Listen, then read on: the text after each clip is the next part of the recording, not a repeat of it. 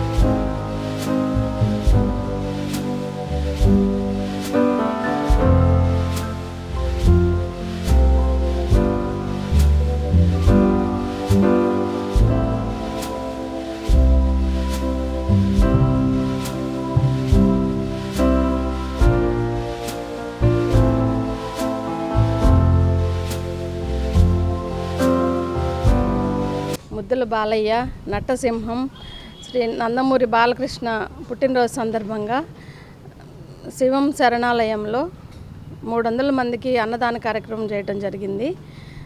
దామచర్ల జనార్దన్ గారి ఆధ్వర్యంలో రావి శ్రీనివాస్ గారితో అధ్యక్షతన 300 మందికి ఇక్కడ అన్నదాన కార్యక్రమం జరిగింది. వృద్ధులకి పండ్లు అవి పంపిణీ చేయడం జరిగింది. పుట్టినరోజు సందర్భంగా మా లెజెండరీ హీరోకి హ్యాపీ బర్త్డే బాలయ్య. ఈరోజు మా ముద్దుల బాలయ్య, మా బంగారు బాలయ్య అయినటువంటి నందమూరి బాలకృష్ణ గారి జన్మదిన వేడుకలు 64వ జన్మదిన వేడుకల సందర్భంగా శివం ఫౌండేషన్ వారి సహకారంతో ప్రకాశం జిల్లా నందమూరి అభిమానుల తరపున మా అధ్యక్షుడు రావి శ్రీనివాసరావు గారి అధ్యక్షతన, అలాగే మా ఎమ్మెల్యే రికార్డ్ ఎమ్మెల్యే జనార్దన్ గారి ఆదేశాలతో శివం ఫౌండేషన్లో ఈరోజు అనాథలకి మరియు ముసలి వృద్ధులకి భోజనం ఏర్పాటు చేస్తుంది.